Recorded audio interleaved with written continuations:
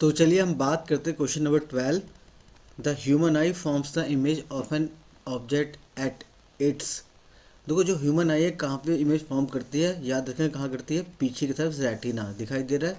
तो ये आई का डायग्राम बना है और इसके जस्ट लास्ट में जो ये सरफेस है इसको क्या बोलते हैं, रेटिना। तो रेटिना पे ही इमेज फॉर्म होती है, तो इसका आंसर क्या हो जाएगा, रेटिना। अब हम बात करते हैं क्वेश्चन नंबर 13 की। इसमें क्या बोला गया है, how many images will be formed if two mirrors are fitted on adjacent walls and one mirror on roof. मतलब क्या कहा जा रहा है कि यहाँ पे 3 मिरर फिटेड है, 2 कैसी है, एडजेसेंट वॉल पे है। जैसे देखो ब्लैक से है तो मान लो ये पहली वॉल है और दूसरी वॉल है, तो ये एडजेसेंट है। एडजेसेंट का मतलब ये दोनों किस पे 90 डिग्री पे है, राइट।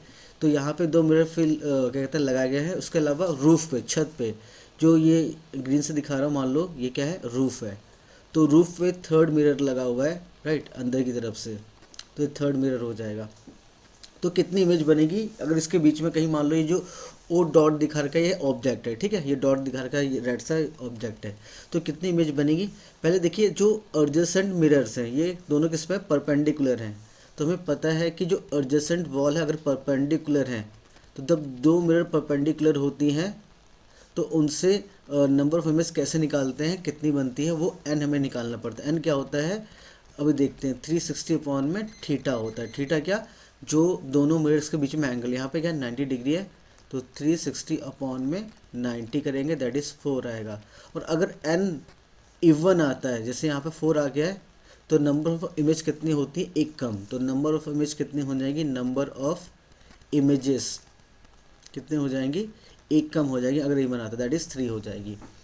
अब देखो इसको समझने के लिए कितनी इमेज टोटल बनेंगी, तीनों से समझना पड़ेगा कि इमेज फॉर्मेशन कैसा होता है एग्जैक्टली। अगर ये आपका ऑब्जेक्ट है तो इसको बिल्कुल पीछे ये मिरर लगा हुआ है सेकंड वाला, तो इसके जस्ट पीछे ही क्या बनेगा, आपका इमेज बनेगा, राइट, जस्ट लाइक यहाँ पे। तो ये पहला इमेज बन गया, मैं डार्क कर रहा हूँ, पहला इमेज। ऐसे ही फर्स्ट वाला मिरर भी इसके पीछे ही बनेगा, पूरा का पूरा इमेज बनेगा इसका, दैट इज सेकंड इमेज हो गई इस ऑब्जेक्ट की। थर्ड कहाँ बनेगा, देखो थर्ड यहाँ से लेकर जाओगे तो एक थर्ड वाला यहाँ बनेगा, और एग्जैक्टली क्या फोर्थ वाला भी यही बनता है, ठीक है, फोर्थ वाला भी यही बनता है। तो थर्ड और फोर्थ क्या होते हैं, कॉन्साइड हो जाते हैं, बोले तो ओवरलैप हो जाते हैं, इसलिए हमें लगता है कि 3 बनी है, राइट। तो एडजेसेंट जो हैं ब्लैक वाले जो वॉल्स हैं उन्होंने 3 बनाए हैं।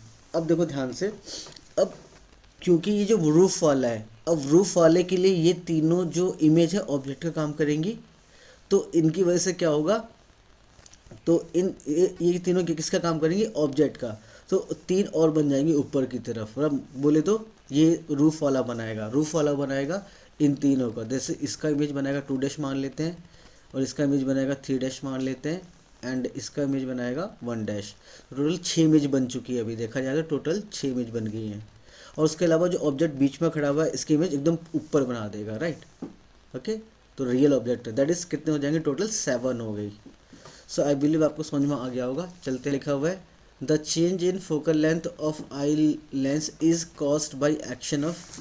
अब जो हमारा आई का लेंस होता है, जैसे यहाँ पे ये लेंस है हमारा, ठीक है, लेंस है। अब इसकी फोकल लेंथ कौन चेंज करता रहता है, सिलेरी मसल्स। क्या सिलेरी मसल्स होती हैं, ये क्या करती है, इसकी फोकल लेंथ को चेंज करती रहती हैं। कैसे चेंज करती हैं, इसको कॉम्प्रेस और अनकॉम्प्रेस करके, मतलब इसको कॉम्प्रेस कर देंगी, छोटा बन जाएगा कभी, फिर इसको स्ट्रेच कर लेंगी ऐसे। तो कौन से किसकी हेल्प से करता है, सिलेरी मसल्स की हेल्प से करता है, सी ऑप्शन हो जाएगा। नाउ क्वेश्चन नंबर 15 की बात करेंगे, phenomena of light in which light when strikes to smooth surface and throw back into same medium। मतलब किसी स्मूथ सरफेस पे स्ट्राइक करेगी और सेम मीडियम में वापस आ जाएगी, तो उसको हम बोलते हैं क्या, रिफ्लेक्शन बोलते हैं। क्या बोलते हैं, रिफ्लेक्शन बोलते हैं। Now here question is the image in plane mirror. तो इमेज जो बनाता है प्लेन मिरर कैसे बनाता है, अपराइट सीधी बनाता है, बिल्कुल सही बात है। रियल बनाता है, नहीं। सेम साइज एज ऑब्जेक्ट बनाता है, बिल्कुल सही बात है। And as far behind the mirror as the object in the front, तो ये भी सही बात है। तो बी को छोड़ के तीनों सही बात है, राइट। हमारा नेक्स्ट क्या है, the kaleidoscope is an instrument consisting of plane mirrors that produce multiple reflection of colored glass pieces and create beautiful pattern. It consists of three long narrow strips of a plane mirror. The angle of inclination of the mirror, मतलब क्या बोला जाए, देखो kaleidoscope क्या होता है कि एक सिलेंडर लेते हैं हम लोग, ठीक है, और उसके अंदर हम लोग तीन प्लेन मिरर एडजस्टेंट करके वन बाय वन करके लगाते हैं, और तीनों जो प्लेन मिरर होते हैं एक दूसरे पे कितने एंगल पे होते हैं, 60 डिग्री एंगल पे होते हैं। कितने एंगल पे होते हैं, 60 डिग्री पे एंगल पे होते हैं, याद रखना है आपको, ठीक है। तो यहाँ पर देख पा रहे होगे कि ये हमारे तीन प्लेन मिरर हैं, एक पीछे दो और नीचे तीन, और तीनों किस पे हैं, 60 डिग्री एंगल पे हैं। तो आंसर क्या हो जाएगा, बी हो जाएगा। नेक्स्ट की बात करेंगे हम लोग, विच of the following helps in holding the I in its position. तो कौन हेल्प करता है होल्ड करने में इसकी पोजीशन में आई को, तो बताएंगे। सिंपल सा क्वेश्चन है, अभी हमने सिलेरी मसल्स की बात की थी, सिलेरी मसल ही होल्ड करके रखते हैं, ठीक है। तो क्या ये हमारे सिलेरी मसल्स हैं, यही हमारे जो आई का लेंस है उसको पकड़ के कह लो होल्ड करके रखते हैं, और यही इसको कॉम्प्रेस भी करते रहते हैं, छोटा और बड़ा करते रहते हैं सिलेरी मसल्स। आंसर डी हो जाएगा। Question number 9, the space between eye lens and retina. Eye lens क्या है हमारा ये, और रेटिना क्या है हमारा ये। तो इन दोनों के बीच में जो फ्लूइड भरा होता है उसको क्या बोलते हैं, मतलब विट्रस ह्यूमर बोलते हैं। क्या, विट्रस ह्यूमर बोलते हैं। और एक क्वेश्चन और भी आता है, the fluid filled between the eye lens and cornea. तो यहाँ की बात की जा रही है तो उसको बोलते हैं एक्वस ह्यूमर बोलते हैं। और जो यहाँ भरा होता है दैट इज आई लेंस के बीच में और रेटिना के बीच में, उसको बोलते हैं विट्रस ह्यूमर बोलते हैं, ठीक है। क्वेश्चन नंबर 20 में क्या बोला जा रहा है, Rahul is observing his image in a plane mirror. तो राहुल है और वो अपनी इमेज को प्लेन मिरर में देख रहा है। मान लो ये हमारे प्लेन मिरर है और इसके सामने राहुल खड़ा हुआ है। मान लो हमारा राहुल है, छोटा सा प्यारा सा मुन्ना सा। अब वो क्या ऑब्जर्व कर रहा है, the distance between mirror and his image. मतलब डिस्टेंस बिटवीन, अब सबसे इसकी इमेज कहाँ बनेगी, प्लेन मिरर के जस्ट पीछे बनेगी, राइट, पीछे बनेगी, ये बन गई पीछे। और सबसे जितने डिस्टेंस में राहुल खड़ा होगा मिरर के सामने उतने ही पीछे उसकी इमेज बनेगी, सेम डिस्टेंस पे पीछे बनेगी, राइट। अब क्या बोल रहा है क्वेश्चन, क्या बोल रहा है, the distance between mirror and his image. Mirror ये है ना, और उसकी इमेज के बीच में जो डिस्टेंस कितना है, 3 मीटर। दैट इज ये कितना गिवन है, एक्स आपको कितना गिवन है, 3 मीटर गिवन है, right. If he moves 1 metre towards the mirror. अब क्या कहा जा रहा है, वो 1 मीटर आगे बढ़ आया टूवर्ड्स द मिरर। तो टूवर्ड्स द मिरर आगे बढ़ाया, मान लो 1 मीटर आगे आ गया, पहले एक्स डिस्टेंस थी तो अब यहाँ पे 1 मीटर आगे आ गया, 1 मीटर। तो डिस्टेंस कितने हो गए उसके और मिरर के बीच में, कितनी हो जाएगी। अब देखो यहाँ पे, देखो एक्चुअली क्या है, देखो यहाँ से यहाँ 3 था तो पहले यहाँ से यहाँ 3 ही होगा, राइट, 3 मीटर। अब 1 मीटर आगे चलाया तो बीच में डिस्टेंस कितनी हो गई, इन दोनों के मिरर और इसके बीच में डिस्टेंस कितनी हो गई, ऑब्जेक्ट के बीच में 2 मीटर। तो इमेज भी आगे आएगा, दैट इज़ कहाँ रहेगा, मिरर से 2 मीटर की दूरी पे रहा होगा, राइट। अब आगे देखते हैं क्या कह रहा है, the distance between Rahul and his image. अब डिस्टेंस बिटवीन द राहुल और उसकी इमेज के बीच में डिस्टेंस कितना हो जाएगा, तो ये हमारा रहा राहुल और इसकी इमेज कितने हो जाएगा, दैट इज़ 4 हो जाएगा, ठीक है। 2 ये और 2 ये, दैट इज़ 4 हो जाएगा, ठीक। नेक्स्ट 20 की बात करेंगे हम लोग, impression of an image persist on the retina for how long. अब देखो होता क्या है कि जो परसिस्टेंस होता है, परसिस्टेंस का मतलब कितनी देर तक वो रुका रहा वहाँ पे, है ना।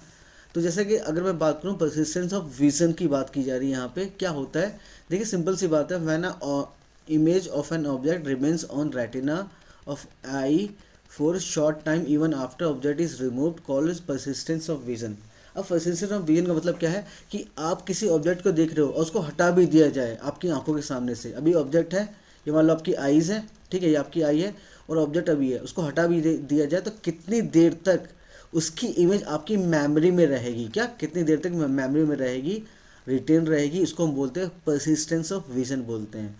तो वो क्या होती है, 1/16 सेकेंड तक रहती है, मतलब 1/16 सेकेंड तक आपको उसकी इमेज आपको याद रहेगी, समझ में आ रहा है, ओके। तो इसी को बोलते हैं परसिस्टेंस ऑफ विजन बोलते हैं, दैट इज़ क्या हो जाएगा 1/16 सेकेंड। चलिए हम बात करते हैं क्वेश्चन नंबर 22 की।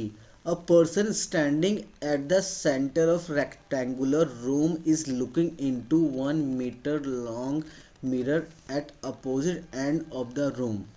Okay, so how much of the painted wall can he see through the 1 meter mirror? अब क्वेश्चन में क्या कहा जा रहा है, देखिए ये एक रेक्टेंगुलर रूम बना हुआ है दिखाई दे रहा है और यहाँ पे लगा है, इस वॉल के दीवार पे लगा है 1 मीटर लॉन्ग मिरर और इसके सामने पर्सन खड़ा हुआ है और पर्सन का फेस किस तरफ है, मिरर की तरफ है, राइट।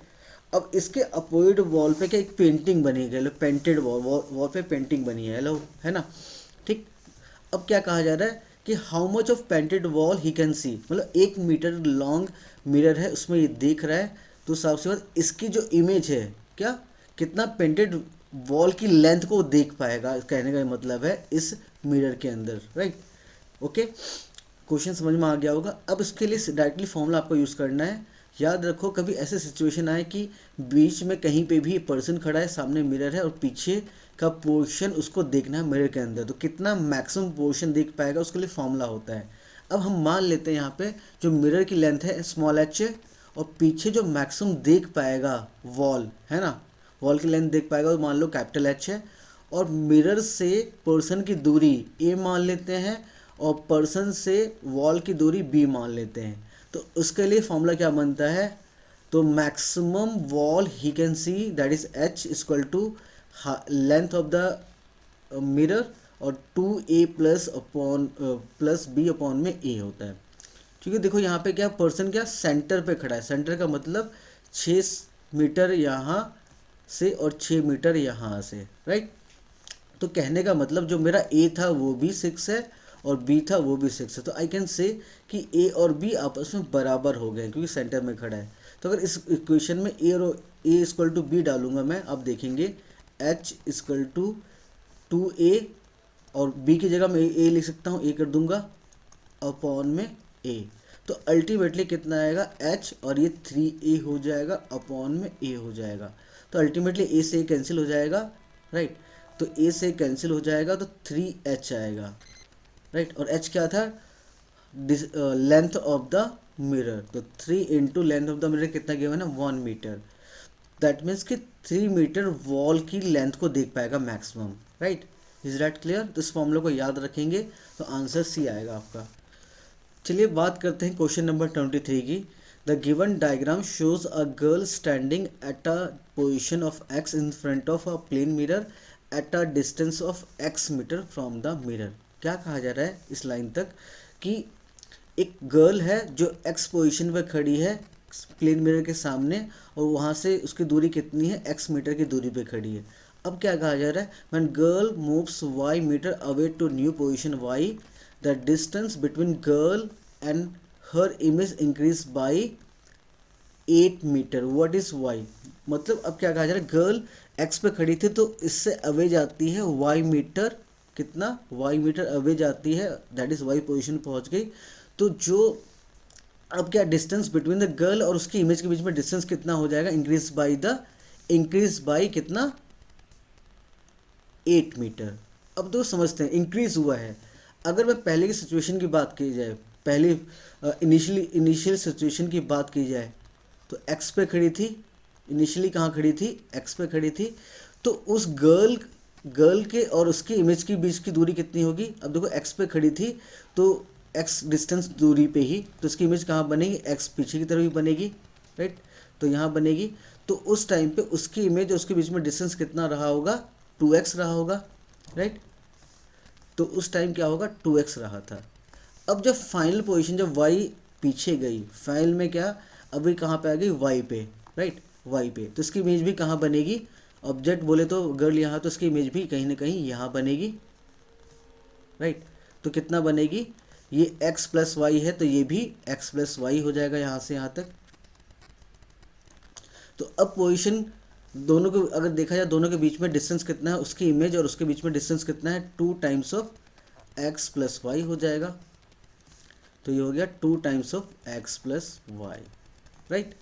अब क्वेश्चन को देखो ध्यान से, जब वो उतना दूर जाती है y पर पहुंच गई, distance between the girl and her image increase by, क्या इंक्रीज बाई, मतलब पहले कितना था 2x था, अब क्या 2 ब्रैकेट में x प्लस वाई हो गया, कितना इंक्रीज हुआ बाई 8 मीटर, मतलब कि पहले बाद वाला ज़्यादा हो गया और अभी कम था, तो -2x=8 लिखा हुआ है, ये हो गया, मतलब कि इंक्रीज बाई कितना इंक्रीज हो गया 8 मीटर। तो पहले ये था और इंक्रीज हो गया जितना, उसमें से माइनस कर देंगे पहले वाला, तो बाई 8 वाली बात आ गई। अब यहाँ पे क्या करना है आपको, 2 से मल्टीप्लाई कर देंगे, 2x 2y -2x=8, तो यहाँ से 2x से 2x कैंसिल हो जाएगा, 2y=8 आ जाएगा और y=4 आ जाएगा, जो कि हमारा आंसर हो, क्योंकि y पूछा गया, तो आंसर क्या हो जाएगा अपना b हो जाएगा। चलिए, so which of the following is best reflector of light, best reflector of light कौन होगा, प्लास्टिक प्लेट, प्लास्टिक प्लेट इतना अच्छे से रिफ्लेक्ट नहीं कर पाएगा, प्लेन मिरर, वॉल पेपर, तो बेस्ट रिफ्लेक्टर कौन होगा हमारा, प्लेन मिरर ही होगा इसमें। नेक्स्ट क्या है हमारा क्वेश्चन नंबर 25। अब 25 क्वेश्चन में क्या बोला जा रहा है, light enters the I through transparent membrane, क्या लाइट किसके थ्रू एंटर करती है, और वो होता है हमारा ट्रांसपेरेंट मेम्ब्रेन। तो आपको बता दूं, हमारी आंखों के सामने सबसे पहले जो ट्रांसपेरेंट मेम्ब्रेन होती है वो कौन सी होती है, कॉर्निया की, क्या कॉर्निया होती है, उसके थ्रू लाइट पहले एंटर करता है, तो cornea, that is answer A हो जाएगा। ना क्वेश्चन नंबर 28 की बात करेंगे। ओके, क्या लिखा है, काइंड ऑफ शेडो, जब किस टाइप की शेडो बनेगी किस पर डिपेंड करती है, size of object, material of source, density of source, none of this. अब देखो, किसी की परछाई बननी हो, शेडो बननी हो, क्या उसके मटेरियल पे डिपेंड करता है, बिल्कुल नहीं भाई, चाहे वो गर्ल हो चाहे बॉय हो, कोई भी ऑब्जेक्ट हो, किसी मटेरियल का डिपेंड नहीं करता, उसकी डेंसिटी पे भी डिपेंड नहीं करेगा, राइट। किस पर डिपेंड करेगा कि ऑब्जेक्ट का साइज क्या है, उस पर डिपेंड कर सकता है, ठीक है, that is answer A. Now next question number 27 की हम बात करेंगे। 27 क्या कहता है बेटा, कि the type of lens present in human I, human आई के अंदर किस टाइप का लेंस प्रेजेंट होता है, तो हमारे अंदर दिखाई दे रहा होगा, ये जो थोड़ा थोड़ा ये क्या क्रीम कलर का दिखाई दे, ये हमारा क्या लेंस है, आई का लेंस है, और एक ऐसा शेप का बना है, दिखाई दे रहा है कॉन्वेक्स लेंस की तरह बना होता है, कॉन्वेक्स लेंस ही होता है बेसिकली, तो आंसर क्या हो जाएगा हमारा ए हो जाएगा। 27 की बात के बाद 28 की बात करेंगे हम लोग। Far point of a human I is, अब फार पॉइंट का मतलब कितनी दूर तक देख सकता है, क्या कितना मैक्सिमम दूरी तक देख सकता है हमारी आई, तो वो क्या होते हैं इनफाइनाइट, क्या होते हैं इनफाइनाइट, क्यों, क्योंकि देखो हम लोग सन को भी देख सकते हैं, सन हमारे लिए कहाँ पे है, इनफाइनाइट पे, हम किसी भी स्टार को देख पाते हैं, हमारे लिए वो कहाँ पे, इनफाइनाइट पे, तो हमारा जो फार पॉइंट है, क्या फार पॉइंट है ह्यूमन आई का, फार पॉइंट क्या इन्फिनिटी होता है। इसी में अगर मैं बोलूँ नियर पॉइंट, एक हेल्दी पर्सन की आई का नियर पॉइंट क्या होता है, अब नियर पॉइंट होता है 25 सेंटीमीटर, इसका क्या मतलब, इससे कम पे नहीं देख सकते हम लोग, देख सकते हैं बट आपको ब्लर दिखाई देगा, बोले तो बहुत ही आँखों आँखों पे स्ट्रेस पड़ेगा, तो नियर पॉइंट का मतलब विदाउट एनी स्ट्रेस, क्या विदाउट एनी स्ट्रेस आपकी आईज आराम से कितनी मिनिमम दूरी तक देख पाएंगे किसी ऑब्जेक्ट को, मिनिमम की बात कर रहा हूँ, मिनिमम होनी चाहिए 25, राइट, याद रखेंगे। और मैक्सिमम कितना हो जाएगा, बोले तो फार पॉइंट कितना हो जाएगा, इनफाइनाइट हो जाएगा। क्या लिखा है, on entering a glass prism some rays are, अब क्या अगर सन की जो रेस आती हैं, अगर किसी ग्लास प्रिज्म, ये क्या हमारा ग्लास प्रिज्म है, ठीक है, अगर इसमें एंटर करेंगे तो क्या होता है, तो दो चीज़ें होती हैं बेटा, तो वो पहली बात तो डेविएट होगी, डेविएट का मतलब अपने जाना ऐसा चाहिए था उसको, कैसे जाना चाहिए था, अगर ये हमारी क्या है सन रेज है, ये ऐसे आई जाना ऐसे चाहिए था एग्जैक्टली कि ऐसे जाती, बट ऐसे जाती नहीं है, कैसे जाती हैं, थोड़ा सा डिविएट हो जाती है अपने पास से, कुछ इस तरीके से चली जाती हैं। अब डिविएट होने के साथ साथ ये क्या करती हैं, डिफरेंट डिफरेंट कलर में ब्रेक हो जाती हैं, बोले तो स्प्लिट हो जाती हैं, तो दैट मीन्स कि बोले तो इनका डिस्पर्शन हो जाता है। डिस्पर्शन का मतलब मैंने light splits into into 7 colour, क्या 7 कलर में स्प्लिट हो जाएंगी, राइट। और कौन से 7 कलर होते हैं, विबग्योर, कभी आपने सुना होगा, विबग्योर में ब्रेक हो जाएगा, तो ये जो भी सारी रेस होंगी किस में हो जाएंगी, विबग्योर में ब्रेक हो जाएंगे 7 कलर्स में, इवन दो मैं 7 ना बनाऊँ तो आपको मान लेना है 7 कलर यहाँ बना हुआ है, तो ये विबग्योर में, बी क्यो, इस तरीके से, मतलब सबसे नीचे कौन से आ जाती है हमारी, wallet, Indigo, blue, green, yellow, orange, red. इस तरीके से ये अपने पास से डिवाइड भी होती हैं और साथ साथ में इनका डिस्पर्जन भी होता है। डिस्पर्जन का मतलब स्प्लिट हो जाती हैं डिफरेंट कलर्स में, दैट इज़ अ विबग्योर। सबसे नीचे वॉयलेट कलर होता है, सबसे ऊपर कौन सा होता है हमारा, रेड होता है। That is answer will be B. Now question number 30 की बात करेंगे हम लोग। क्या बोला गया है, which of the following disease is due to low converging power of lens. अब कौन सा डिजीज ह्यूमन आई में होता है, ये बात करें ह्यूमन आई की। कौन सा डिजीज होता है कि जो आप हमारे आंखों में कौन सा लेंस लगा होता है, कॉन्वेक्स लेंस, उसकी कन्वर्जिंग पावर कम हो जाए तो। कन्वर्जिंग पावर कम हो जाए, कन्वर्जिंग का मतलब वो अगर कोई भी लेंस है, अगर वो कॉन्वेक्स है, अगर रेज आती हैं कॉन्वेक्स लेंस, तो क्या करता है, कन्वर्ज का मतलब एक पॉइंट पे मिलाता है। अब उसकी कन्वर्जिंग पावर कम हो जाएगी। अभी देखो मान लीजिए यहाँ पे क्या है, आराम से क्या कर रहा है, ये कन्वर्ज कर रहा है, बट इसकी कन्वर्जिंग पावर कम हो जाएगी तो ये थोड़ा दूर पे कन्वर्ज करेगा, राइट, यहाँ से ना होकर यहाँ पे कन्वर्ज करेगा, राइट। तो अगर किसी कन्वर्जिंग पावर कम हो जाती है, किसी आई की कन्वर्जिंग पावर कम हो जाती है, तो उसकी इमेज कहाँ बनती है, रेटिना पे ना बन के रेटिना के बिहाइंड बनती है, राइट, रेटिना के बिहाइंड, ये हमारी रेटिना है।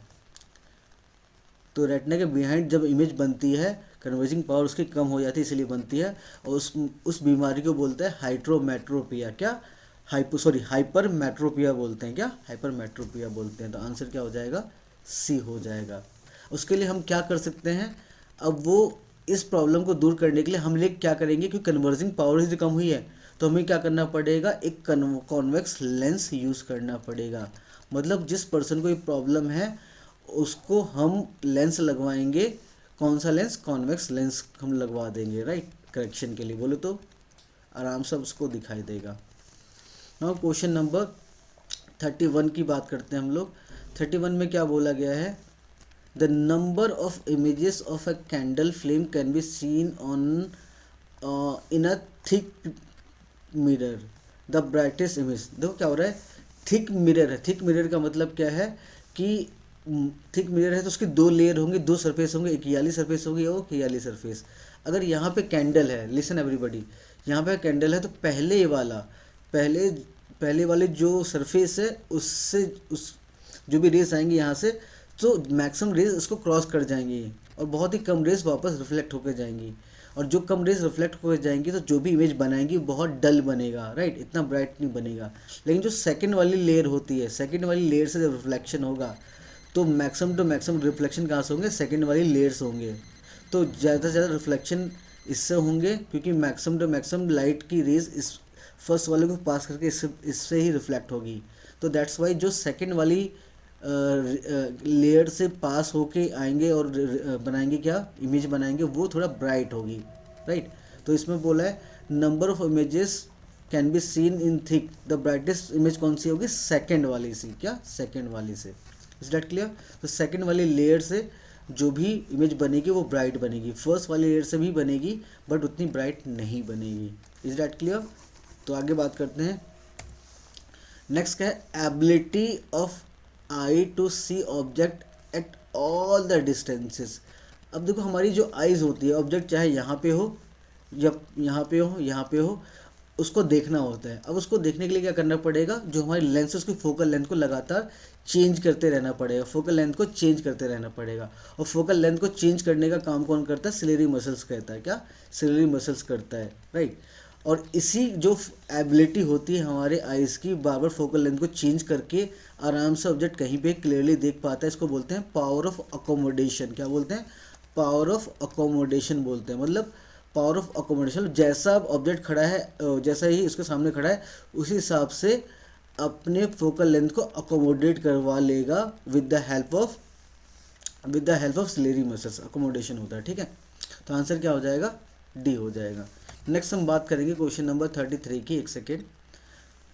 इसमें क्या बोला जा रहा है, when a plane mirror is rotated through an angle theta the reflected ray turns through angle two theta then size of image. अब देखिए कहने का मतलब क्या है, अगर मान लीजिए आप इसके सामने खड़े हो, ठीक है, एक प्लेन मिरर है, राइट। अब इस मिरर को आपने क्या किया, थीटा से रोटेट कर दिया, थीटा एंगल से रोटेट कर दिया, बोले तो ये कुछ इस तरीके से आपने रोटेट कर दिया थीटा एंगल। तो क्या आपकी इमेज डबल हो जाएगी, हाफ हो जाएगी, या इनफाइनाइट बनेगी, बताओ। तो आपकी इमेज का जो साइज है सेम रहने वाला है ना। आप ऐसा थोड़ा ना कि शीशा टेढ़ा कर दिया तो आप छोटे देखने लग गए। शीशे का मतलब प्लेन मिरर की बात की जा रही है यहाँ पे, ठीक है, प्लेन मिरर की। तो ऐसा तो कुछ होने वाला नहीं है, आपका जो साइज़ है वैसे ही बरकरार रहेगा। दैट मीन्स कि आपका जो साइज़ है सेम रहने वाला है, दैट इज इमेज का साइज सेम रहने वाला है। नाउ क्वेश्चन नंबर 34 की बात करेंगे हम लोग। क्या बोला है, number of dot patterns for characters in Brainly. अब देखो ब्रेनली क्या होता है, जो लोग ब्लाइंड होते हैं, चाहे जन्म से हो, मतलब ब्लाइंड बोलो जन्म से हो या किसी वजह से हो जाते हैं, अब उनको स्टडी करनी होती है, रीड पढ़ाई करनी होती है। तो वो तो नॉर्मली हमारी तरह पेन और कॉपी लेके लिख नहीं पाएंगे, या कुछ पढ़ना हो तो वैसे पढ़ नहीं पाएंगे। तो उसके लिए क्या होता है, हम लोग यूज़ करते हैं कुछ डॉट सिस्टम यूज़ करते हैं। मतलब जैसे देखो एक डॉट है, जैसे एक पेज में हमने क्या करेंगे, हम ना थोड़ा सा एक डॉट बना दें। डॉट का मतलब कुछ इस पर लगा देंगे, है ना, थोड़ा सा ऊंचा रहेगा, जस्ट लाइक हम इसमें कुछ भी कर देंगे, डॉट उसको टच करते ही इसको फील हो जाएगा एक डॉट बना है। पेन से नहीं करेंगे हम लोग, ठीक है। उसके अंदर थोड़ा सा एक्सटेंडेड चीज़ रहेगी, एक्सटेंडेड मतलब थोड़ा सा उठा हुआ रहेगा। तो एक डॉट उठा है तो वो टच करेगा, उसको पता चल जाएगा ए लिखा हुआ है। दो डॉट रहेगा, दो डॉट टच करते पता चल जाएगा बी लिखा हुआ है। तो इस तरीके से वो पूरा का पूरा स्टडी कर सकते हैं, किसी चीज़ को रीड कर सकते हैं इसकी हेल्प से। उनको टच करना होता है। तो कितने लेटर्स होते हैं उसके अंदर, कितने करेक्टर्स होते हैं, 63 होते हैं, ठीक है। नेक्स्ट हम क्वेश्चन की बात करेंगे 35 की। क्या बोला जा रहा है, number of images formed when two mirrors are placed at an angle of 36 degree. अगर दो मिरर है, अगर 36 डिग्री पे इंक्लाइंड है, जैसे लाइक मिरर 1 मिरर 2, तो थीटा कितना है 36 डिग्री। तो नंबर ऑफ इमेजेस कितनी बनेगी ये आपको पता करना है। तो सबसे पहले इसके लिए क्या निकालना होता है, एन क्या होता है 360 अपॉन में थीटा। थीटा यहाँ पे कितना है 36, तो 360 अपॉन में 36 रखेंगे, जो कि हमारा एन आएगा 10।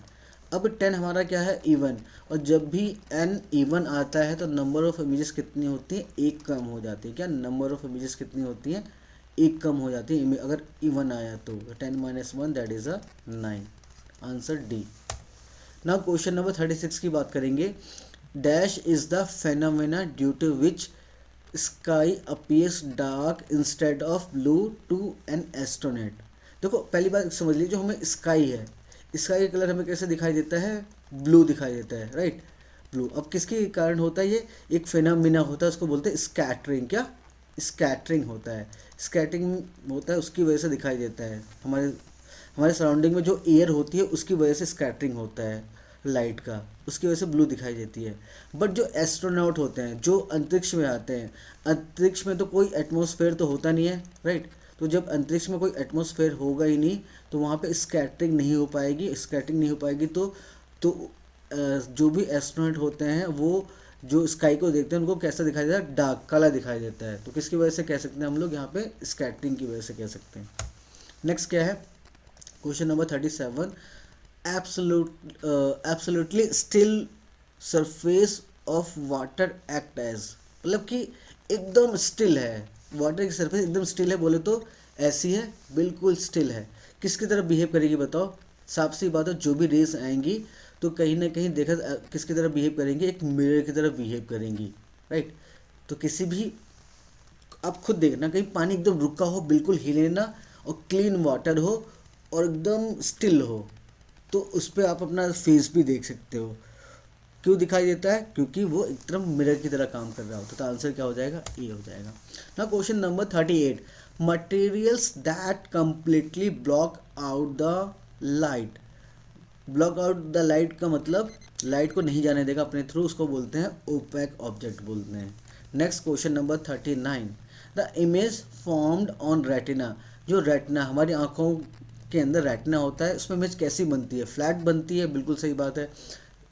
अपसाइड डाउन मतलब इन्वर्टेड बनती है, उल्टी बनती है, इन्वर्टेड बनती है, राइट। उसके अलावा क्या है, रिवर्स्ड लेफ्ट टू राइट, मतलब जो भी ऑब्जेक्ट रहेगा उसकी जो इमेज बनेगी, मतलब उसका ऑब्जेक्ट का राइट हैंड साइड इमेज का लेफ्ट हैंड साइड बन जाएगा, राइट। तो उसको बोलते हैं रिवर्सल लेफ्ट टू राइट, या इसको एक और वर्ड यूज़ करते हैं हम लोग, क्या, लेटरली इन्वर्टेड, क्या लेटरल इन्वर्जन कहते हैं, क्या लेटरल इन्वर्जन कहते हैं, जो प्लेन मिरर आपने देखा था। तो तीनों चीज़ें होती हैं हमारे किसके अंदर, जब रेटिना बनता है उस इमेज की सारी प्रॉपर्टी इस तरीके से इमेज बनती है। दैट मीन्स कि इसका आंसर क्या होना चाहिए, ऑल ऑफ अबव होना चाहिए। चलिए हम बात करते हैं क्वेश्चन नंबर 40 की। Which of the following statements is correct regarding rods and cones in human eye. अब देखो ह्यूमन आई के अंदर जो रेटिना होता है, रेटिना क्या होता है, जिस पे इमेज फॉर्म होती है। ये हमारे एक तरीके से कह लो कि पूरा स्क्रीन का काम करता है। रेटिना होता है, उस पर इमेज फॉर्म होती है, और रेटिना कुछ सेल्स का मिलकर बना होता है। क्या, सेल्स का मिलकर बना होता है। और ये बेसिकली दो टाइप के सेल के मिलकर बना होता है, दो टाइप के। कौन सा, एक होता है कोन्स, और जो होता है दूसरा क्या होता है, रॉड, राइट। अब देखिए जो हमारे रॉड्स होते हैं, क्या रॉड्स होते हैं, वो डिम लाइट को सेंस करते हैं। क्या, डिम लाइट को, हल्की लाइट को, लो लाइट को। और जो कॉन्स होते हैं ब्राइट लाइट को सेंस करते हैं, ब्राइट लाइट को, राइट। ओके, इतना ही इन्फॉर्मेशन काफ़ी इस क्वेश्चन के लिए। अब पढ़ते हैं। Cone cells are sensitive to dim light, नहीं, गलत। Cone cells are sensitive to bright light, ये बात सही है। Rod cells are not sensitive to bright light, अब इसमें कुछ नहीं कह सकते, right. Okay, rod cells can sense colour, नहीं, ये नहीं करते हैं, कौन करते हैं, राइट। तो आंसर क्या हो जाएगा, बेस्ट आंसर हमारा बी है यहाँ पे। हाँ, क्वेश्चन नंबर 41 की बात करेंगे, और इसमें क्या कहा जा रहा है। अब देखो यहाँ प्लेन मिरर है, यहाँ एक पर्सन खड़ा है एम पे, और वो 3 मीटर की दूरी पे जा रहा है। इससे पहले इस टाइप के क्वेश्चन हम कर चुके हैं जिसमें वाइड डिस्टेंस जा रहा होता है, ठीक है। पढ़ते हैं क्या है क्वेश्चन में। अब इसमें क्या कहा जा रहा है, the diagram shows a man standing at a point m. ये प्लेन मिरर के सामने एम पॉइंट पे एक पर्सन खड़ा हुआ है, राइट। और कितने डिस्टेंस पे, distance of x from the mirror, x distance पे मिरर के खड़ा है पर्सन। अब क्या कहा जा रहा है, when the man moves 3 metre away from the mirror, new distance between man and his image becomes 12 metre, what is x. अब क्या कहा जा रहा है, जब ये मतलब पहले यहाँ खड़ा था, फिर यहाँ चला गया 3 मीटर पीछे, तो अब जिस नई पोजीशन पे गया, मान लो एन पे चला गया, तो अब इसके बीच में, मैन और इसकी इमेज के बीच में डिस्टेंस कितना हो गया, 12 मीटर हो गया। ये तो बहुत सिंपल क्वेश्चन हो गया, आपको एक्स निकालना है। तो देखो अभी कहाँ खड़ा है, एन पे, तो मिरर से कितनी दूरी है ऑब्जेक्ट की देखा जाए तो ये x+3, राइट। अब इसकी इमेज भी पीछे ही बनेगी, कितनी दूरी पे, सेम डिस्टेंस पे, बोले तो मिरर से सेम डिस्टेंस पे, कितने, x+3।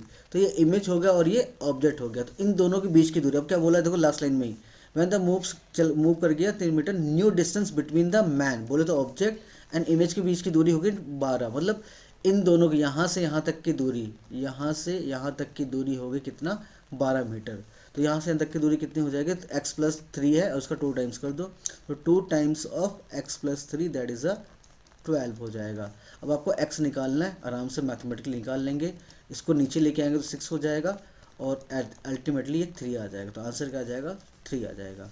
अब क्वेश्चन नंबर 42 की बात करेंगे। क्या बोला जा रहा है, in the given figure 2 mirrors x and y are situated at angle of 60 degree with each other.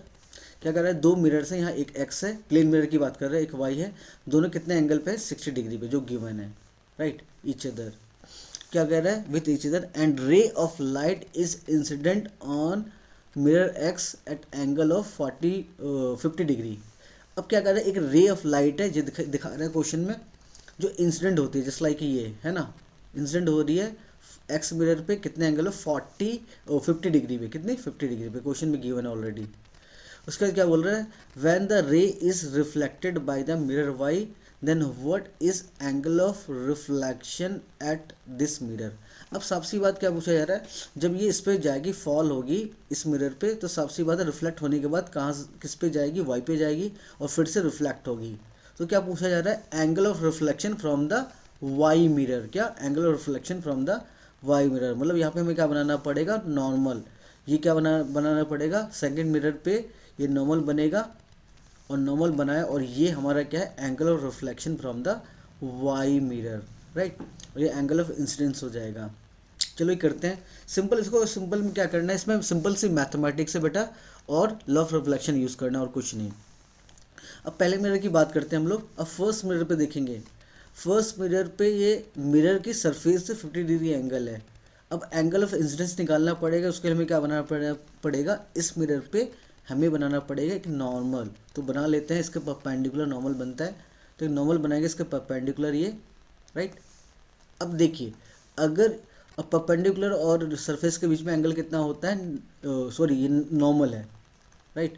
Normal और सरफेस के बीच में एंगल कितना होता है 90 डिग्री। अगर ये 50 है तो ये कितना हो जाएगा 40 डिग्री हो जाएगा, राइट। अब ये एंगल ऑफ इंसिडेंस है इस मिरर के लिए, तो एंगल ऑफ रिफ्लेक्शन भी यही होगा। और according to law of reflection angle of incidence equal to angle of reflection, that means कि ये एंगल भी कितना हो जाएगा 40 डिग्री हो जाएगा। अब अगेन ये टोटल 90 होता तो ये एंगल कितना हो जाएगा, ये 50 हो जाएगा अल्टीमेटली, राइट, 50 डिग्री। अब ध्यान से देखेंगे, ये जो एक ट्रायंगल बन रहा है, देख रहे हो ट्रायंगल, और तीनों ट्रायंगल के इंटरनल एंगल का सम कितना था 180। और ऑलरेडी ये 50 है और ये 60 है, तो कितना हुआ 110 हो गया। तो ये कितना हो जाएगा बताओ, ये 50 हो गया और ये 60 हो गया, और ये जो एंगल है हमें निकालना है उसको x मान लो, ठीक है। 60 हो गया, ये x दैट इज़ 180 के इक्वल हो जाएगा। तो यहाँ से x निकालेंगे तो कितना आ जाएगा 70 आ जाएगा, राइट। अगेन आपको क्या निकालना है, angle of reflection. Angle of incidence निकाल लिया वाई वाले मिरर से, तो एंगल ऑफ रिफ्लेक्शन भी सेम होता है, तो उसको निकालेंगे कैसे, क्या हो जाएगा। अब ये 70 आया हमारा, तो ये नॉर्मल के साथ 90 डिग्री होता तो कितना हो जाएगा, वाला एंगल 20 हो जाएगा। ये एंगल कितना हो जाएगा, ये एंगल आई सेकंड मिरर के लिए कितना हो जाएगा 20। तो एंगल ऑफ रिफ्लेक्शन भी 20 हो जाएगा according to law of reflection. तो आंसर क्या आ जाएगा आपका, डी आ जाएगा। चलते हैं नेक्स्ट क्वेश्चन में, क्या बोला जा रहा है। अब सिंपल क्वेश्चन है ये, बस लॉ ऑफ रिफ्लेक्शन यूज़ करना है, बेसिक ज्योमेट्री यूज़ करनी है और कुछ नहीं। Two plane mirrors a b and c d are placed at right angle to each other. मतलब ए बी और सी डी क्या है, दो मिरर्स हैं, दोनों 90 डिग्री एंगल पे हैं, बोलो तो राइट एंगल ट्रायंगल पे हैं। A ray of light P Q, okay, एक रे ऑफ लाइट है जो पी क्यू है, hits A B at Q, A B Q पे हिट कर रही है पहले वाले मिरर को, कितने एंगल पे 45 degree, okay 45 degree from the surface. Okay, फिर क्या बोल रहा है, this ray will reflected from the C d, okay.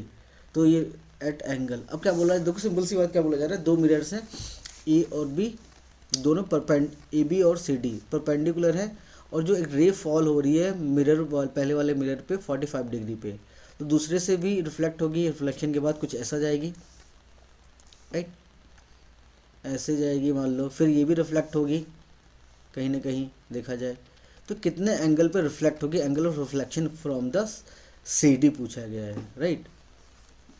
तो कैसे निकालेंगे, सिंपल बेसिक मैथमेटिक्स। सबसे पहले पहले मिरर पे बात करेंगे, ये 45 पे गिर रहा है तो पहले यहाँ नॉर्मल बनाना पड़ेगा आपको। अब यहाँ नॉर्मल बनाओ जहाँ फॉल हो रहा है बेटा, तो अगर ये नॉर्मल 90 डिग्री हो सरफेस से, अब ये तो ऑलरेडी 45 है तो ये भी कितना हो जाएगा 45 डिग्री हो जाएगा। अब एंगल ऑफ इंसिडेंस सेम और रिफ्लेक्शन सेम होते हैं तो ये भी 45 हो जाएगा, राइट। अब देखो ध्यान से देखेंगे तो ये अगर ये 45 है, ध्यान से देखो मेरी बात, ध्यान से सुनो, अगर ये 45 है, ये ट्रायंगल बन रहा है, देखो ध्यान से यार ट्रायंगल बन रहा है, तो ये एंगल 45 डिग्री है, ये भी 45 डिग्री है, और ये एंगल 90 ऑलरेडी है, तो ये ट्रायंगल में देखा जाए तो ये भी 45 बन जाएगा, 45 डिग्री, राइट, ये वाला एंगल 45 डिग्री बन जाएगा। और इसके बाद अब यहाँ से एंगल रिफ्लेक्शन निकालना है, तो यहाँ नॉर्मल बनाना पड़ेगा आपको सेकेंड मिरर पे।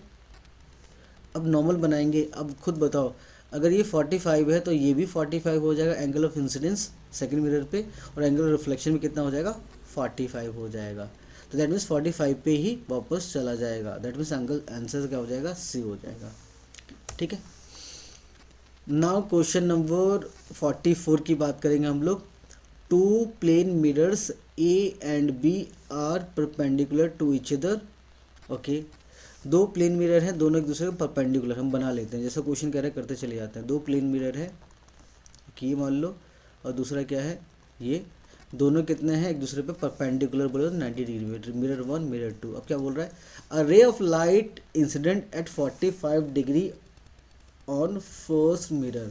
अब एक रे ऑफ लाइट है जो इंसिडेंट होती है फर्स्ट मिरर, मान लो ए है, ये ए है और ये बी है, क्वेश्चन में गिवन है ना, इसको 1 2 लिखने से अच्छा बेटर है ए बी लिख दो। क्योंकि क्वेश्चन में ऑलरेडी गिवन है आपको, ठीक है। तो एक रे ऑफ लाइट जो इंसिडेंट होती है, इंसिडेंट होती है किस पे, ए पे। ए पे इंसिडेंट होने का मतलब क्या है, एंगल ऑफ इंसिडेंस बोल दिया ऐसे डायरेक्टली, कितना है, तो नॉर्मल बनाना पड़ेगा हमें, 25 डिग्री पे इंसिडेंट होती है, राइट, ये नॉर्मल हो गया इसका। तो 25 डिग्री पे ये इंसिडेंट होती है, ठीक है। Light is reflected from the first mirror A, light reflected from the first mirror falls on second, तो ये रिफ्लेक्ट होके किस पे जाएगी, सेकंड मिरर पे जाएगी, साफ सी बात है, बी वाले पे जाएगी, ठीक है।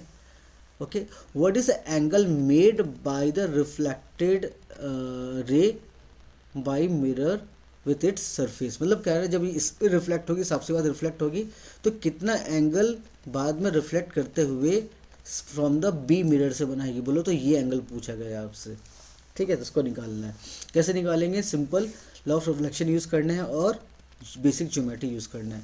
अब साफ साफ क्वेश्चन में बोला गया है, तो ये परपेंडिकुलर है दोनों मिरर, अब ये नॉर्मल है पहले वाले का, तो एक नॉर्मल हमें दूसरे वाले पे भी बनाना पड़ेगा, राइट, ये भी नॉर्मल है बट ये बी पे नॉर्मल है, राइट, इसका नाम दे दूंगा N2। अब ये 45 डिग्री है, तो according to law of reflection ये भी कितना होगा, सॉरी 25 है तो ये भी 25 डिग्री होगा, और ये कितना हो जाएगा बताओ, कमेंट में बताओ, 65 हो जाएगा, क्योंकि टोटल 90 होता है ना, ये 25 है तो 65 हो जाएगा, देख लेना करके। अब ये ट्रायंगल बन रहा है, देखो ध्यान से, ये ट्रायंगल बन रहा है, अगर ये 90 है और ये 65 है तो कितना हो जाएगा, आप बताएंगे कमेंट में मुझे करके, ये भी कितना हो जाएगा, 25 हो जाएगा, राइट, क्योंकि ये टोटल 90, अब क्योंकि टोटल 90 होता है तो ये भी कितना हो जाएगा, 65 हो जाएगा। तो सेकंड के लिए एंगल ऑफ इंसिडेंट होंगे 65, एंगल ऑफ रिफ्लेक्शन भी 65 हो जाएगा, और क्योंकि टोटल 90 होता है यहाँ से नॉर्मल से, तो ये भी कितना हो जाएगा, अल्टीमेटली 25 हो जाएगा। तो हमें निकालना था angle made by the reflected रे फ्रॉम द सरफेस, सरफेस से निकालना, दैट इज 25 आंसर आएगा, ठीक है, डी आंसर आ जाएगा। नाउ क्वेश्चन नंबर, ये अच्छा क्वेश्चन है।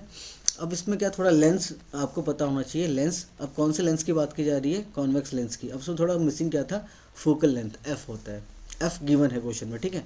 तो मान लीजिए कोई हमारा क्या है, कॉन्वेक्स लेंस है, और कॉन्वेक्स लेंस का क्या होता है, ये ऑप्टिकल सेंटर होता है, और फोकल लेंथ, अब सारा इसमें बना लेते हैं हम लोग, ठीक है। तो ये क्या होता है हमारा F1, ये क्या होता है हमारा 2F1 होता है, ये क्या होता है F2 होता है, और ये 2F2 होता है, ठीक है। अब क्योंकि ये फोकस है, ऑप्टिकल सेंटर से यहाँ तक की दूरी कितनी होती है, F होती है, F1 की, राइट, और ऑप्टिकल सेंटर से यहाँ की दूरी कितनी हो जाएगी, ये 2 टाइम्स हो जाएगा इसका, दैट इज़ 2F हो जाएगा। सिमिलरली यहाँ पे भी यहाँ तक की दूरी कितनी हो जाएगी, F, और यहाँ से दूसरे वाले फोकस की दूरी, फोकस का 2F2 की दूरी कितनी हो जाएगी, 2F हो जाएगी। अब क्वेश्चन को पढ़ते हैं, minimum distance between an object and its image form by the convex lens, और कोई ऑब्जेक्ट कहाँ रखा है और उसकी इमेज कहाँ बनी है, दोनों के बीच में मिनिमम डिस्टेंस कब पॉसिबल है। तो आप करके देखिएगा, जब ऑब्जेक्ट कहाँ रखा हो, 2F1 पे रखा हो, और उसकी इमेज भी इस तरफ 2F2 पे बनती, इस तरफ पीछे की तरफ, बट उल्टी बनती है ना, और सेम हाइट की बनती है, सेम बोले तो साइज़ की बनती है। तो यही ऑब्जेक्ट और इमेज के बीच का मिनिमम डिस्टेंस पॉसिबल है कॉन्वेक्स लेंस में, दैट इज़ कितना हो जाएगा, ये 2F ऑलरेडी है, और ये 2F, that is a 4F। कहने का मतलब एक ही केस में पॉसिबल है minimum distance between the object and उसकी इमेज, कब, जब ऑब्जेक्ट 2F1 पे रखा हो, इमेज कहाँ बनती है, 2F2 पे बनती है। तो ये दूरी 2F है, ये भी दूरी 2F है, that is a 4F total distance हो जाएगी। तो आंसर क्या होगा, सी होगा। नाउ क्वेश्चन नंबर 46 की बात करेंगे, an object O moves towards the plane mirror with speed 5 meter per second as shown in figure, I is the image of O, मतलब कि ऑब्जेक्ट का इमेज है I। अब देखो 5 मीटर पर सेकंड से मूव कर रहा है, इसका मतलब क्या है, इसका मतलब 5 मीटर पर सेकंड से मूव कर रहा है, कहने का मतलब हर एक सेकंड के अंदर 5 मीटर ये आगे जाएगा, राइट, इमेज। अब लेकिन यहाँ क्वेश्चन क्या पूछा गया, इमेज राइट। अब क्वेश्चन अच्छा ऑप्शन के हिसाब से बात कर पाएंगे, ठीक है। अब देखो, अगर हर एक सेकंड में ये 5 मीटर आगे जाएगा तो इसकी इमेज भी मिरर की तरफ हर एक सेकंड में 5 मीटर आगे जाएगी, ठीक है। ओके, अब क्या पूछा जा रहा है ऑप्शन से देखेंगे हम लोग। In each second O and I come closer by the 5 metre per second. अब हर एक सेकेंड में आई ओ क्लोज आ रहे हैं 5 मीटर पर सेकेंड। क्या हम इसको देख सकते हैं क्या? देखो, अगर एक सेकंड की, सिर्फ एक सेकंड की बात की जाए, ओनली 1 सेकंड की मैं बात करता हूँ, 1 सेकंड में अगर ये कहीं पे भी था तो 5 मीटर ये आगे जाएगा और 5 मीटर ये आगे आएगा। तो दोनों एक दूसरे से कितने पास आ रहे हैं? 5 5 10 मीटर दूरी पे आ गए हैं। समझ में आ रहा है कि नहीं आ रहा है? तो पहला ऑप्शन तो गलत हो जाएगा। फिर दूसरे की बात करते हैं, each second O and I come closer by 10 metre, जो कि बात सही है। हर एक सेकेंड के बाद ये दोनों लोग 10 मीटर आगे आ चुके होंगे, बोल दो क्लोज आ चुके होंगे, है ना। तो बी आंसर हो जाएगा विदाउट एनी डाउट। बाकी कोई भी ऑप्शन चेक करोगे सब बेकार ही है, यूजलेस है, ठीक है। तो हमारा बी ऑप्शन हो जाएगा। Okay, now question number 47। Okay, if you stand in front of plane mirror and scratch your left cheek your image. अब देखो इसमें क्या होता है, अगर कभी आप मिरर के सामने खड़े हो, राइट, मिरर के सामने आप खड़े हो, आप क्या हो? आप ऑब्जेक्ट हो, तो आपकी इमेज भी पीछे बनती है। तो घर में जो मिरर होता है वो प्लेन मिरर होता है। अगर आपने, दैट मीन्स कि ऑब्जेक्ट ने अपना, मान लो कि राइट हैंड ऊपर किया, कौन सा राइट हैंड है मान लो, ऊपर किया, तो आपको अपना लेफ्ट हैंड ऊपर होता हुआ दिखाई देगा। इसको बोलते हैं लेटरल इन्वर्जन बोलते हैं, राइट। तो मतलब जो भी आप ऑब्जेक्ट का राइट हैंड साइड होगा वो इमेज का लेफ्ट हैंड साइड बन जाएगा। मतलब कि इस क्वेश्चन के अकॉर्डिंग अगर किसी ने अपने लेफ्ट चीक को स्क्रैच किया, बोलो तो थोड़ा सा खुजली किया मान लो, तो यहाँ पे उसकी राइट चीक पे खुजली होती हुई दिखाई देगी। समझ पा रहे कि नहीं आ रहा है? उल्टा होगा। That is answer will be B. Now question number 48 की बात करेंगे। The light reflected by a plane mirror may form a real image. Okay, देखो अभी तक हमने क्या पढ़ा है कि जो प्लेन मिरर होता है, क्या प्लेन मिरर होता है, अगर उसके सामने कोई ऑब्जेक्ट खड़ा हो तो उसकी इमेज बनाता है। बट कैसी इमेज बनाता है? वर्चुअल बनाता है। क्या? वर्चुअल बनाता है, ये हमें पता है, वर्चुअल इमेज बनाता है। बट मैं थोड़ा और उसको थोड़ा डीप में बताता हूँ। अगर ऑब्जेक्ट रियल है, क्या? अगर ऑब्जेक्ट रियल है तो उसकी इमेज कैसी बनाएगा? वर्चुअल बनाएगा, राइट। ओके, अब ऑब्जेक्ट रियल भी होते हैं, सुन लीजिए, ऑब्जेक्ट रियल भी होते हैं और वर्चुअल होते हैं। अगर ऑब्जेक्ट वर्चुअल है, क्या? अगर ऑब्जेक्ट वर्चुअल है तो उसकी इमेज कैसी बनाएगा? रियल बनाएगा, राइट। अब वर्चुअल ऑब्जेक्ट का क्या मतलब होता है? वर्चुअल ऑब्जेक्ट तब पॉसिबल होती है जब बहुत सारी रेज एक पॉइंट पे मीट होती हैं, तब जो इमेज, जो वहाँ पे जो ऑब्जेक्ट बनता है कैसा होता है? वो वर्चुअल ऑब्जेक्ट होता है, बोले कन्वर्ज होता है। तो ऑब्जेक्ट जो बनेगा वो कैसा होता है? वर्चुअल होता है। कैसा ऑब्जेक्ट होता है? Virtual object. सो बहुत सारी इंसिडेंट रे किसी पॉइंट पे जाके मिलती है, बोले तो कन्वर्ज होती है, वहाँ पे जो ऑब्जेक्ट बनता है क्या बनता है? वर्चुअल बनता है। और हम लोग ह्यूमंस कैसे ऑब्जेक्ट हैं? हमारी बॉडी से क्या होता है? रेस डाइवर्ज होती है। क्या? डाइवर्ज होती है। तो हम लोग कैसे ऑब्जेक्ट हैं? रियल ऑब्जेक्ट हैं, राइट। तो इस बात को याद रखेंगे। कोई भी ऑब्जेक्ट जहाँ से रेस डाइवर्ज होते हैं वो रियल ऑब्जेक्ट होते हैं। ऐसे ऑब्जेक्ट जहाँ पर रेज आके मिलती है, कन्वर्ज होती है, वो वर्चुअल ऑब्जेक्ट होते हैं। और वर्चुअल ऑब्जेक्ट होगा तो प्लेन मिरर उसकी इमेज कैसी बनाएगा? रियल बनाएगा। तो इसका आंसर बिना सोचे समझे एक कर देना है आपको, बाकी सारे पढ़ लेंगे आप, समझ में आ जाएगा। तो जो आपका मिसकंसेप्शन था कि हमारा जो प्लेन मिरर है हमेशा वर्चुअल बनाएगा, थोड़ा सा उसको करेक्ट कर लेंगे। अगर रियल ऑब्जेक्ट होगा तो वर्चुअल इमेज बनाएगा, अगर वर्चुअल ऑब्जेक्ट होगा तो उसकी रियल इमेज बनाएगा, ठीक है।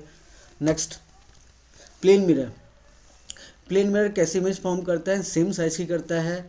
लिटरली इन्वर्टेड का मतलब जो लेफ्ट हैंड साइड ऑब्जेक्ट का होता है वही राइट हैंड साइड इमेज का हो जाएगा। इमेज इज डायरेक्ट, बोले सीधी बनाता है, दैट मीन्स सारी की सारी बातें सही हैं। क्वेश्चन नंबर 50 की बात करेंगे। इर्रेगुलर रिफ्लेक्शन की बात करेंगे। देखो इरेगुलर रिफ्लेक्शन क्या होता है इसकी बात करने वाले हैं। थोड़ा सा मैं इस पेज को इधर कर देता हूँ सो दैट कि दिखाई दे आपको। देखो इरेगुलर रिफ्लेक्शन क्या होता है, इसमें दोनों लिख रखे हैं मैंने। देखो सिंपल सी बात है, रिफ्लेक्शन को दो कैटेगरी में डिवाइड किया है, रेगुलर इरेगुलर। जब सरफेस स्मूथ होता है, जब रिफ्लेक्शन होता है रेगुलर बोलते हैं। जब सरफेस स्मूथ नहीं बोलो रफ होता है तो इरेगुलर होता है, राइट। अब उसमें क्या याद रखने वाली बात क्या है कि चाहे रेगुलर हो चाहे इरेगुलर हो, वहाँ पे लॉ ऑफ रिफ्लेक्शन फॉलो होता है। तो जो एंगल आई होगा एंगल आर के बराबर होगा, दैट मीन्स कि angle of incidence angle of reflection के बराबर होगा ही होगा, कभी भी कम ज़्यादा नहीं होने वाले, ठीक है। तो इरेगुलर रिफ्लेक्शन में क्या होता है पूछा गया है, angle of incidence angle of reflection के बराबर होता है, जो कि बात सही है। दूसरा देखते हैं, कम होता है इंसिडेंट एंगल रिफ्लेक्शन से, नहीं गलत बात। ज़्यादा होता है बिल्कुल गलत बात। एनीथिंग पॉसिबल नहीं, हमेशा क्या होगा, ये बात सही होगी, तो ये आंसर हो जाएगा। नेक्स्ट हम बात करते हैं, एक सेकेंड, नेक्स्ट हम बात करते हैं क्वेश्चन नंबर 51 की। आपको सही चूज़ करना है, करेक्ट चूज़ करना है। क्या लिखा है, reflections occur from smooth surface only. नहीं, अभी हमने देखा रफ सरफेस होगा तभी रिफ्लेक्शन होगा, तो ये बात गलत हो गई। Okay, angle of incidence equal to angle of reflection for reflection from the regular only. नहीं, अगर इरेगुलर होगा तब भी ये बात सही होगी, तो ये भी गलत हो गया। थर्ड क्या है, a single I person can't feed 3D effects, can't see होना चाहिए था, ठीक है, कांट सी 3D इफेक्ट। मतलब देखो सिंपल सी बात है, भगवान ने हमें दो आंखें दी हैं, क्या दो आंखें दी हैं। दोनों आंखें देने का पर्पज़ क्या है कि जो भी इमेज हम देख पाते हैं वो 3D में देख पाते हैं। 3D का मतलब क्या है, 3D का मतलब क्या है कि आप कोई भी चीज़ देख रहे हो उसकी डेप्थ भी आपको पता चल रही है, लेंथ ब्रेड्थ तो पता चल रही है, बट डेप्थ भी पता चल रही है। जैसे ये, अगर आपके सामने कोई ब्लॉक रख दूँ मैं और आप यहाँ से देखें तो आपको इसका सामने वाला पोर्शन दैट इज एरिया तो दिखाई देगा, उसकी डेप्थ भी समझ में आएगी। बोले तो थर्ड डायमेंशन समझ में आएगा, लेंथ एक डायमेंशन हो गई, ब्रेड्थ एक डायमेंशन हो गई और इसकी डेप्थ भी एक डायमेंशन हो गई। तो तीन डायमेंशन आपको दिखाई देंगे क्योंकि आपके पास दो आँखें हैं। लेकिन एक आँख किसी खराब हो जाए किसी वजह से तो आपके पास एक आँख बचेगी, तो आप सिर्फ 2D देख पाएंगे, क्या 2D देख पाएंगे, 3D नहीं देख पाएंगे। बोले तो आपको बस एक एरिया का पता चलेगा, वॉल्यूम का पता नहीं चलेगा, राइट। तो आंसर क्या होगा, सी सही है। ओके, याद रखेंगे इस बात को, वेरी इंपॉर्टेंट। नाउ नेक्स्ट क्या है, चूज द करेक्ट ऑप्शन। क्या, चूज द करेक्ट ऑप्शन। अब देखो कुछ बीमारियों के नाम लिखेंगे, मायोपिया। मायोपिया करेक्शन के लिए हम क्या यूज़ करते हैं, कॉन्वेक्स नहीं, हम क्या यूज़ करते हैं, कॉनकेव लेंस यूज़ करते हैं। क्या करते हैं, कॉनकेव लेंस यूज़ करते हैं। मायोपिया में क्या होता है बेटा, किसी को दूर की चीज़ें क्लियर नहीं दिखाई देती हैं, तो उसके लिए हमें चश्मा लगाना पड़ता है, लेंस लगाना पड़ता है। तो वो लेंस कौन सा होता है, कॉनकेव लेंस यूज़ होता है, ठीक है। जो यंग लोग हैं उनको प्रॉब्लम ज़्यादातर यही होती है, मायोपिया, दूर की चीज़ें क्लियर नहीं दिखाई देती है, ब्लर दिखाई देती हैं, राइट। दूसरा क्या होता है, हाइड्रोमेट्रोपिया, सॉरी हाइपरमेट्रोपिया। अब इसको करेक्ट करने के लिए हमें यूज़ करना पड़ता है कॉन्वेक्स लेंस, जो कि गलत है, ये कॉनकेव नहीं यूज़ करना पड़ता, उल्टा लिख दिया इन लोगों ने, राइट। अब ये कैसी प्रॉब्लम्स होती हैं, आँखों की सारी प्रॉब्लम है, ठीक है, डिफेक्ट कहते हैं हम लोग इनको। तो किसी इंसान को पास की चीज़ें, क्या थोड़ा ज़्यादा पास रख दोगे 25 सेंटीमीटर पे भी, तो उसको ब्लर दिखाई देती है, क्लियरली दिखाई नहीं देती, तो उस प्रॉब्लम जो होती है उसको बोलते हैं हाइपरमेट्रोपिया। उसको करेक्शन के लिए हम कॉन्वेक्स लेंस यूज़ करते हैं, ठीक है, ये भी गलत है। थर्ड क्या है, मायोपिक पर्सन, मतलब इसकी बात की जिसकी आंखें दूर तक ठीक से देख नहीं पा रही हैं। तो पर्सन अब देख नहीं पा रही हैं तो क्या लिखा है, less distance of vision, of distinct vision क्या होता है, मोर देन 25 सेंटीमीटर होता है, राइट। तो ये कह पाना गलत है, इससे ज़्यादा वो उसकी तो इन्फिनिटी कह नहीं सकते हम लोग, दैट इज़ मोर देन 25 मतलब इन्फिनिटी की बात कर रहे हैं, तो जो कि ये बात गलत है। तो वो बहुत दूर तक देख नहीं पाएगा, कुछ लिमिटेड डिस्टेंस तक दूर देख पाएगा, ठीक है। थर्ड क्या हमारा, हाइड्रोमेट्रोपिक पर्सन के लिए least distance of distinct vision होता है, पता नहीं क्या लिखा है, least distance of distinct vision more than 25 centimetre है। ये बात सही है, ये बात बिल्कुल सही है कि किसी को प्रॉब्लम है, राइट, कि हाइप्रोमेट्रोपिया है, वो मोर देन 25 ही देख पाएगा, 25 या 25 से लेस नहीं देख पाएगा, तो ये बात सही है, ठीक है। तो इसमें यही वाली प्रॉब्लम हम लोग लेंगे, ठीक है। ओके, अब हम आगे चलते क्वेश्चन नंबर 53 पे। अब इसमें क्या बोला गया है, मायोपिया। अब मायोपिया होता है क्या है, मायोपिया का 3 नाम होता है। मायोपिया बोल दो, शॉर्ट साइटेडनेस बोल दो, या नियर साइटेडनेस बोल दो। अब इसमें क्या होता है, बीमारी होती है। अब बीमारी बोलो तो डिफेक्ट होता है आँखों में। अब देखो हमारा ये क्या है बेटा, आई है, ठीक है। अब आई के पीछे जो पीछे ही हमारा रेटिना है, क्या रेटिना है, 3 केस दिखाए। अगर किसी की आंखों में कोई प्रॉब्लम नहीं है, हेल्दी आई है, तो जो भी ऑब्जेक्ट की इमेज बनेगी, जो रेज कहाँ बनेंगी, अल्टीमेटली इमेज कहाँ बनेगी, रेटिना पे। तो ये क्या है, हेल्दी आई है। अब किसी को क्या हो गया, मायोपिया, क्या मायोपिया हो गया। तो मायोपिया होने की वजह से क्या होगा, जो भी इमेज बनेगी रेटिना के फ्रंट में बनेगी, रेटिना के सामने बनेगी। अब रेटिना पे बनेगी नहीं और उसके सामने बनेगी तो प्रॉब्लम वाली बात है। उसको क्या है, कुछ प्रॉब्लम है, डिफेक्ट है उसकी आंखों में, उसको बोलते हैं मायोपिक आई बोलेंगे, राइट। तो मायोपिक, अब ये प्रॉब्लम हो गई है कि ये कन्वर्स ज़्यादा कर रहा है, अब यहाँ तक रेस पहुँच नहीं पा रही है ताकि रेटिना पे इमेज बने। अब इसके लिए हमें क्या करना पड़ेगा, कोई लेंस यूज़ करना पड़ेगा। और हम कौन सा लेंस यूज़ करते हैं, डाइवर्जिंग लेंस। डाइवर्जिंग लेंस क्या होगा, अब अगर यहाँ यूज़ करेंगे तो क्या करेगा, जो भी रेस होंगे उनको अच्छे से डाइवर्स करके भेजेगा। पहले से बोले तो थोड़ा सा डाइवर्स करके भेजेगा तो आराम से हमारे रेटिना में पहुँच जाएगा। तो डैट मीन्स कि पहली बात आपको क्या ध्यान रखनी है कि मायोपिया क्या होता है, मायोपिया में दूर की चीज़ें क्लियर दिखाई नहीं देती हैं, और उस केस में जो इमेज बनती है रेटिना के सामने बनती है। और उस प्रॉब्लम को करेक्ट करने के लिए हम यूज़ करते हैं कॉनकेव लेंस यूज़ करते हैं। कॉनकेव लेंस यूज़ करने से क्या होगा, रेटिना पे ही इमेज बनना स्टार्ट हो जाएगी। तो कौन सा लेंस यूज़ करते हैं, ये कौन सा लेंस है हमारा, डाइवर्जिंग लेंस है। क्या डाइवर्जिंग बोले तो, डाइवर्जिंग लेंस का मतलब हमारा क्या है, कॉनकेव लेंस है, ठीक है। 54 की बात करेंगे, थोड़ा सा इसको इधर कर लेता हूँ। The image of an object form by the far sightedness, क्या फार साइटेडनेस। फार साइटेडनेस का मतलब होता है हाइपरमेट्रोपिया या हाइपरोपिया बोलते हैं, या लॉन्ग साइटेडनेस भी बोलते हैं, या फार साइटेडनेस भी बोलते हैं। अब इसमें क्या इमेज कहाँ फॉर्म होती है, कहाँ फॉर्म होती है, इसके अकॉर्डिंग बात की जाए तो जो भी हमारी इमेज फॉर्म होती है बिहाइंड द रेटिना होती हैं। अगर किसी को कोई ऐसी प्रॉब्लम हो गई है, किसकी, फास्ट साइटेडनेस की, तो जो इमेज बनेगी रेटिना के पीछे बनेगी, और रेटिना के पीछे बनेगी तो ठीक से दिखाई नहीं देगी आपको। तो उसके लिए हम क्या यूज़ करते हैं, कॉन्वेक्स लेंस यूज़ करते हैं। याद कर लीजिए, हाइपरमेट्रोपिया को करेक्ट करने के लिए कौन सा लेंस यूज़ करेंगे, हम लोग कॉन्वेक्स लेंस यूज़ करेंगे। तो इमेज कहाँ फॉर्म होती है, बिहाइंड द रेटिना होती है। बिहाइंड द रेटिना है कहीं option, that is a A answer हो जाएगा, ठीक है। नाउ क्वेश्चन नंबर 55, लाइट क्या है, इलेक्ट्रोमैग्नेटिक रेडिएशन है, बिल्कुल सही बात है। ट्रांसफर वेव है, ये बिल्कुल सही बात है। और लाइट क्या होती है, मासलेस होती है, कोई मास नहीं होता लाइट का, बिल्कुल सही बात है, डी।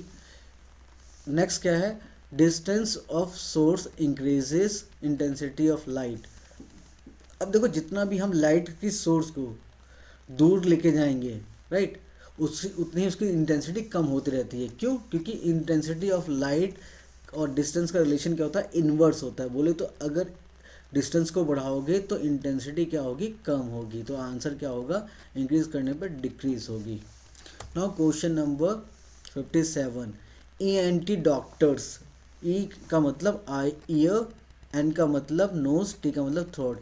ये डॉक्टर क्या यूज़ करते हैं, ये यूज़ करते हैं कॉनकेव मिरर यूज़ करते हैं। कॉनकेव मिरर यूज़ करते हैं चीज़ों को मैग्नीफाई करने में, मतलब कोई भी पार्ट देखना है तो उसको जूम करके और इरेक्ट देखने में। जूम बोले तो मैग्नीफाइड, और इरेक्ट देखने के लिए यूज़ करते हैं कॉनकेव मिरर यूज़ करते हैं, ठीक है। ऑप्शन डी रहेगा। 57 की बात करेंगे। अब डिस्पर्जन, देखो डिस्पर्जन क्या होता है पहले समझ लेते हैं। जब भी हम वाइट लाइट को, क्या वाइट जो सन से लाइट आती है या जो नॉर्मल लाइट होती है वाइट लाइट बोलते हैं, जब भी हम वाइट लाइट को पास करेंगे किसी ग्लास प्रिज्म से, क्या कांच के प्रिज्म से पास करेंगे, तो लाइट 7 कलर्स में ब्रेक हो जाती है। क्या 7 कलर्स में, क्या है 7 कलर कौन से होते हैं, विब ग्योर होते हैं। वी का मतलब वॉयलेट, आई का मतलब इंडिगो, बी का मतलब ब्लू, और जी का मतलब ग्रीन, वाई का मतलब येलो, ओ का मतलब ऑरेंज, और आर का मतलब रेड। तो इस तरीके से ब्रेक हो जाती है। अब देखो इसमें होता क्या है, अब ये ब्रेक तो हो रही है बट बेंडिंग भी देखने को मिलती है हमें। जानी चाहिए थे ऐसे बट ये बेंट हो गई, तो जानी चाहिए थे ऐसे तो बेंट हो गई इधर, तो ऐसे सारे के सारे कलर बेंट हो गए। तो सबसे ज़्यादा बेंडिंग किसकी हुई, जो सबसे ज़्यादा नीचे पहुंच गया, जाना ऐसा चाहिए था पहुंच गया बेचारा ऐसे, तो सबसे ज़्यादा बेंडिंग किसकी हुई, वॉलेट कलर की। और सबसे कम बेंडिंग किसकी हुई, रेड कलर की, राइट। इस बात को याद रखेंगे। तो नीचे से स्टार्ट करते हैं, नीचे सबसे कौन सी रेज होती हैं, वॉलेट, कौन सी लाइट होती है, वॉलेट होती है, बाकी ऐसे करते हुए रेड सबसे लास्ट में होता है। तो मैं यहाँ लिख दिया है, जब भी डिस्पर्जन होगा तो सबसे ज़्यादा बेंडिंग किसकी होगी, वॉलेट की, उससे कम इंडिगो की, ऐसे करते करते सबसे कम किसकी होगी, रेड की, याद रखेंगे। तो आंसर क्या होगा, तो कलर विच विल बेंड मोर, तो बेंड का वॉलेट होगा, दैट इज आंसर डी हो जाएगा। लास्ट क्वेश्चन की बात करेंगे, इसमें बात करेंगे क्वेश्चन नंबर 59 की। अब क्या बोला जा रहा है, a man of height 1.6 wishes to see his full image in a plane mirror.